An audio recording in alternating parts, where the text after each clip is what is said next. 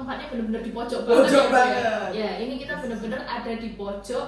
Ini hari ini kita di mana, Mami? Di Polres Kebumen dalam rangka akreditasi kliniknya di sini. Nah, fasilitas kesehatan. Fasilitas kesehatan tingkat pertama di Polres Kebumen. Jadi for your information, Mami ya, untuk Polda Jateng, Bidokes, Mami membawai berapa klinik? 40 klinik. Semua sudah terakreditasi, Mami? Hari ini terakhir Polres Kebumen. Wow, luar biasa. Pertama kali. Nggak berkat Mami Hasri, karena dukungan Mami Hasri yang luar biasa. Jadi kita di Jawa Tengah itu untuk Polda memiliki 2 rumah sakit dan 40 klinik, dan tahun ini sesuai dengan target dari Menteri Kesehatan semuanya sudah terakreditasi, Mami ya. Semua fasilitas kesehatan di Jawa Tengah. Jadi jangan ragu untuk datang ke fasilitas kesehatan milik Polri. Milik Polri setiap Polres ada. Setiap Polres ada. Jadi begitu. nanti kedepannya juga karena saya dokter forensik, mungkin pelayanan kekerasan seksual ataupun kekerasan apapun yang menimpa perempuan dan anak bisa difasilitasi juga. Ya, karena semua standar klinik yang ada di Polri di Jawa Tengah berkat kehadiran beliau Mami Hasri semua sudah terstandarisasi untuk melakukan pelayanan pada kekerasan seksual. Ya, bicara tentang kekerasan seksual, Jadi Mami. pengen saya memang korban-korban itu yang mengalami kekerasan ya, khususnya kekerasan seksual itu dapat datang pengaduannya ke Polres, memang harus lapor ke polisi segera, dan setelah itu langsung diperiksa. Tujuannya supaya petunjuk atau barang bukti yang di tubuh korban itu tidak hilang. Oke, berarti segera datang, jangan ragu ke Polres, kemudian ke klinik Polri atau rumah sakit Polri di seluruh Indonesia, tidak hanya di Jawa Tengah saja, tetapi kalau di Jawa Tengah terkhusus karena ada Mami, semua sudah terstandarisasi oleh Kementerian Kesehatan sebagai pusat pengaduan dan juga pelayanan bagi para korban tindak kekerasan seksual dan juga anak. Luar biasa sekali, Mami. Pengennya Polri terus berinovasi, dan saya kebetulan jadi kepala bidang kedokteran kesehatan dan sesuai keahlian kompetensi saya, yang pengennya rekan-rekan tenaga kesehatan di setiap Polres itu bisa dan mampu selain fokus peningkatan pelayanan kesehatan kepada PNPP Polri, tapi juga kepada masyarakat. Pada masyarakat sekitar seperti itu. Iya, Mami. Bicara tentang kasus kekerasan seksual, sekarang ini banyak sekali kasus-kasus yang viral dan booming. Kita bicara saja bulan September kemarin, ada kasus di mana seorang wanita hamil dibunuh oleh suaminya sendiri di Bekasi. Kemudian bulan Oktober kembali lagi viral, Mami, berkat sosial media, viral FYP, TikTok, dan semuanya dibunuh oleh mertuanya sendiri juga dalam keadaan hamil, dan sebelumnya juga terjadi suatu tindakan pelecehan seksual. Dan sebelumnya di luar Jawa juga ada dilakukan oleh bapak, paman, dan kakaknya ya. Bapak, paman, dan juga kakaknya. Dan seringkali korban-korbannya adalah wanita dan juga anak-anak yang mereka semua itu adalah para korban yang terutama orang-orang yang lemah dalam sebuah keluarga. Tetapi mirisnya kejadian itu dilakukan oleh orang-orang terdekat. Ya. Kemudian menurut Mami Hasri, dengan kejadian kekerasan seksual yang banyak sekali terjadi, terutama yang kemarin juga ya Mami ya, perilaku kejadiannya ada di Subang juga yang kemudian sudah terkuak juga. Alhamdulillah sudah terang juga, itu juga terang benderang, dan korbannya juga seorang ibu dan anak wanitanya. Sekali lagi dilakukan juga oleh orang terdekat yang dipercayai juga, ternyata Mami yang diangkat sebagai anak angkat dan suaminya sendiri lagi, bapak kandung, melakukan kepada anak perempuannya seperti itu. Nah, kalau menurut Mami Hasri, dari pemeriksaan forensik yang Mami pelajari sebagai science forensik, ilmu yang Mami pelajari sekarang ini, sebenarnya apa yang menjadi hakikat yang sangat penting dalam sebuah kasus kekerasan yang dilakukan oleh terutama pada orang-orang terdekat, Mami? Mungkin kedepannya ya, kalau saya memeriksa luka atau sesuatu tanda lain yang tidak normal di tubuh manusia, baik hidup atau tidak hidup, itu yang bisa kita tuangkan dalam visum. Tapi bila kasus ini lama dan saya tidak menemukan alat bukti atau petunjuk di tubuh korban atau pakaian korban yang sudah dibersihkan, itu kesulitan. Dan di sini mungkin kita butuhkan ahli lain. kalau yang sudah booming nih psikologi forensik, ya. Ya. Tapi tidak semua psikolog mungkin memperdalam psikologi Forensik. Betul. Tapi untuk kedepannya, untuk sesuatu yang menjadi petunjuk dari saksi-saksi ini, seorang psikologi forensik mungkin hanya bercerita tentang keadaan jiwa. Oke. Nah, keadaan jiwa, keadaan gangguannya, Kepribadiannya, betul. Nah, saya inginkan kedepannya itu ada ahli psikiater forensik. Oke, atau jadi ilmu kedokteran jiwa, jiwa forensik. Ya. Sebagai psikiater forensik Iya. yang memang dia mendalami ilmu kedokterannya, Betul. ilmu psikiater jiwanya, juga mendalami forensik dan juga kriminalnya. Betul. Ya, karena kalau misalnya kita bicara di luar negeri ya Mami ya, karena ini mungkin teman-teman yang ada di seluruh netizen yang ada di rumah, kita perlu berikan informasi. Jadi salah satu hal yang penting atau salah satu faktor pendukung penting bagi sebuah tim pengungkapan sebuah kasus, kalau di luar negeri kita bicara misalnya FBI atau di negara SCI, paman Sam ya. kita bicara di UK atau USA, itu ada salah satu profesi yang sangat dibutuhkan oleh Polri dan betul, masyarakat. oleh Polri, oleh ya sebuah juga, lembaga hukum dan juga masyarakat juga yang Iya. yaitu adalah criminal profiler. Marker. Ya, criminal profiler maker atau seorang pembuat profil kriminal. Ya. Jadi kalau menurut Mami, sepengetahuan Mami, apa sebenarnya seorang criminal profiler maker atau pembuat profil kriminal itu sendiri, Mami? Dia kan akan melihat, mempelajari, mungkin diskusi dengan para korban nih. Iya. Korban apakah betul memang suatu korban itu mengalami suatu kekerasan, ya kan? Kadang sekarang juga ada korban ngarang-ngarang ngaku. Maling ngering, Mami. Kalau dari istilah kejiwaan itu ada maling ngering, karena istilah ini jelas berbeda dengan psikologis. Karena ada juga kasus di luar Jawa yang ternyata diduga dia anak-anaknya dilecehkan seksual oleh bapaknya, ternyata kan enggak. Tidak. Ya, pernah ada kasusnya. Ternyata si ibu ini karena mengalami depresi yang luar biasa sehingga membuat seolah-olah cerita anak-anaknya ini dilecehkan. Dan yang kedua, dia akan memprofil itu dari para saksi. Karena saksi-saksi itu ternyata sebagian besar itu jadi pelaku. Kalau polisi atau saya mengalami kesulitan untuk mencari petunjuk atau alat bukti di tubuh atau properti si yang ditemukan, saksi yang ditemukan, itu kan nggak bisa. Tapi kalau seorang profil maker ini, si psikiater ini, dia akan melihat, oh bohong, bahasa tubuhnya seperti itu, dan bisa dituangkan dalam visum et repertum. Juga ada visum et repertum psikiatri forensik. Itu bisa jadi alat bukti di pengadilan. Karena alat bukti ada 5, 2 terbukti kan bisa maju kan. Nah, seorang psikiater forensik itu bisa memprofil itu di dalam sebuah visum untuk memvisum pelakunya. Dan di situ kan dia akan memetakan kok ada penggalan-penggalan cerita yang tidak match atau berbohong. Flight of idea tidak nyambung seperti itu. Itu memang seorang saksi berarti. Berarti besar loh kemungkinan dia pelaku sebenarnya.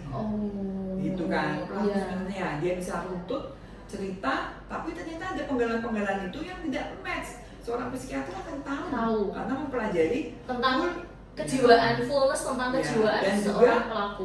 Dia akan tahu nih kenapa pelaku mengalami atau melakukan suatu kejahatan yang luar biasa, tidak nalar atau di luar nalar. Mungkin si pelaku ada sakit degeneratif semua, sehingga dia membuat kejahatan. Keputusan untuk melakukan tindak kejahatan itu dari dasar hal tersebut. Walaupun mungkin bisa mengurangi hukuman pelaku, tapi kan nanti keputusan hakim ya kalau dia memang tetap dijatuhi hukuman sesuai dengan tindakannya itu. Tapi dari situ si psikiater kan itu saya bilang penggalan-penggalan cerita yang bohong yang tidak saya tahu, penyidik tahu tidak susah karena apalagi lie detector.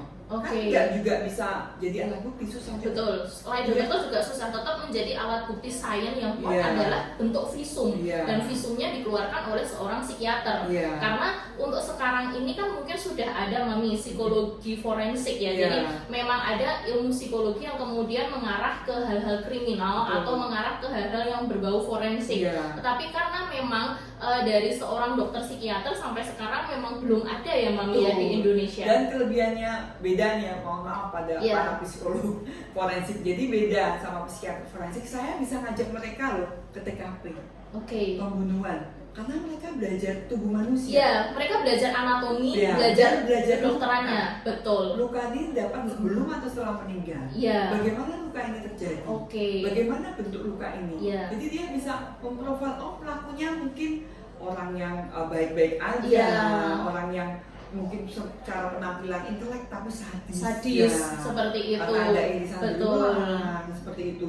Ada tindakan kekerasan lain, mungkin dia diikat, Iya. siksa dulu, seperti itu bisa loh memprofil pelaku lah. Kira-kira dari situ dia akan melihat nih, ngasih tahu informasi ke penyidik siapa sih orang-orang terdekat yang mempunyai kesempatan dan memiliki kepribadian yang bisa mengarah Nah. untuk melakukan hal-hal tersebut. Iya. Wow. Jadi kan seperti film Oke. itu Iya, juga kan. betul. Jadi penyidik Iya. akan cepat. Jadi lebih cepat untuk bisa mengarahkan dan juga Iya. memfokuskan, meruncingkan Iya. sebenarnya siapa sih pelakunya. Betul. Seperti itu Mami. Jadi misalnya ada suatu kejadian dia menculik seorang anak, terjadi 10 tahun kemudian ternyata dari foto-foto kok si pelakunya nggak jelas tapi pakai cincin lah. Iya. Ternyata cincinnya itu jadi petunjuk. Di dulu alumni itu ada beberapa orang pakai cincin Oke. alumni gitu. Dipanggil lah, dari situ si psikiater itu akan ketemu sama si keluarga korban, akan menanya kira-kira dari foto ini yang deketin korban tuh siapa? Nah, dan bagaimana pribadinya mereka? Oke. Mungkin mereka kan main ke rumah korban Iya, bareng-bareng betul. karena satu geng. Betul. Nah di situ tanya jawabnya kepada ibu korban atau keluarga korban itu seorang psikiater. Kalau mungkin kalau penyidik tidak diarahkan ke situ. Iya, karena tidak mengarah ke sana karena Iya. penyidik itu fokus untuk korban dan pelaku saja. Iya. Tapi seorang criminal profiler memang dia juga harus berada di sekitar korban itu siapa, terutama Iya. adalah keluarga atau misalnya orang-orang terdekat yang memiliki kesempatan besar untuk bisa melakukan tindak kejahatan. Oke. Perilaku aneh. Oke. Mungkin dia pendiam. Ya, ada Tidak gangguan-gangguan kepribadian susah tertentu ya, Mi. bergaul. Oke. Walaupun anaknya santun, rajin, tapi kenapa nggak mau bergaul? Iya, Nah, betul. seperti itu kan. Kayak Betul, gitu-gitu betul.